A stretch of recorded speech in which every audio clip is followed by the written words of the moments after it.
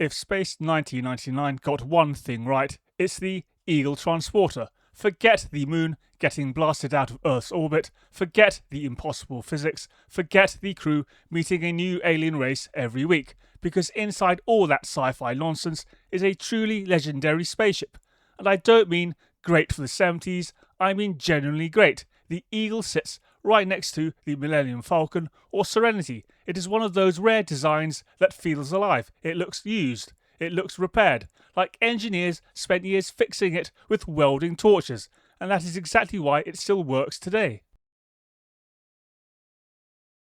What strikes me most is how practical the Eagle is. Modern sci-fi gives us ships that look like luxury hotels.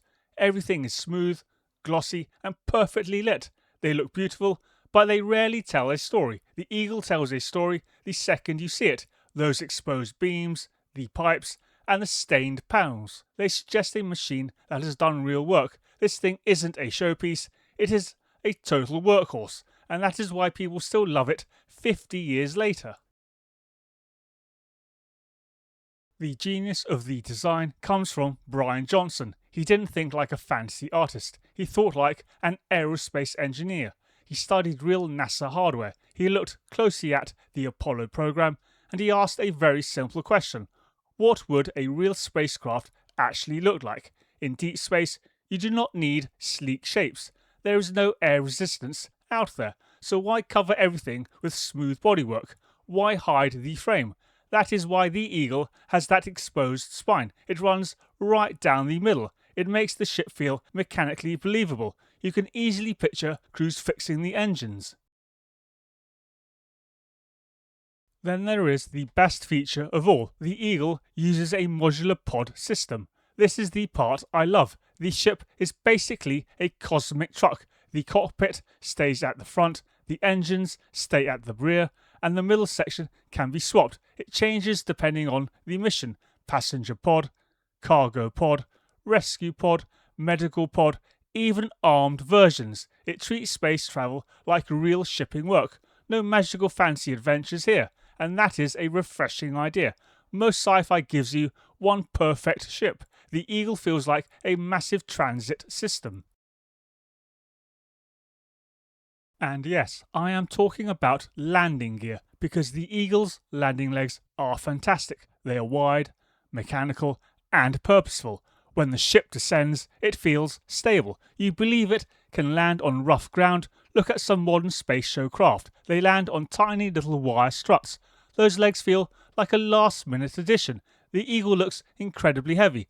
Real weight matters on screen. The physical model work adds real magic. The 70s held a major visual advantage. CGI still struggles to fully copy it. These large studio miniatures captured real light. They caught real shadows. They held real texture. The hulls weren't mathematically perfect. They had small paint flaws and depth. Spotlight hits made them look solid. They didn't look like pixels. Now, I'm not anti-CGI. Great digital effects look incredible, but miniatures have a tactile quality. They carry a real physical presence. The Eagle feels totally touchable. The true legacy here is the massive influence. You see echoes of it everywhere. It shaped the Nostromo in Alien. It inspired the tough hardware in Aliens. It influenced the rugged ships in The Expanse. Brian Johnson carried this theory into Hollywood. Spaceships should look like real tools, built by workers on a line, not perfect sculptures made by gods.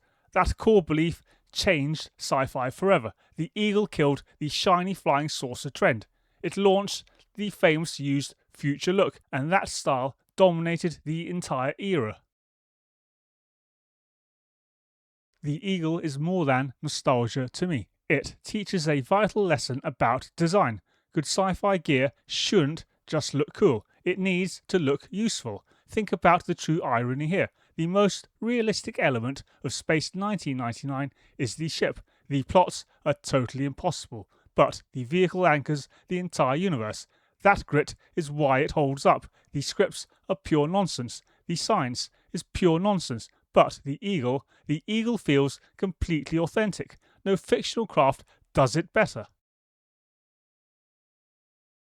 And here is the real test. Imagine showing the eagle to a stranger. Give them absolutely no context.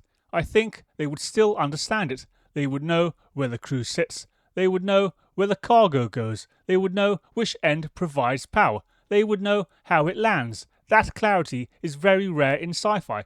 Many famous ships look great but lack logic. The eagle does both. It is iconic, and it makes perfect sense.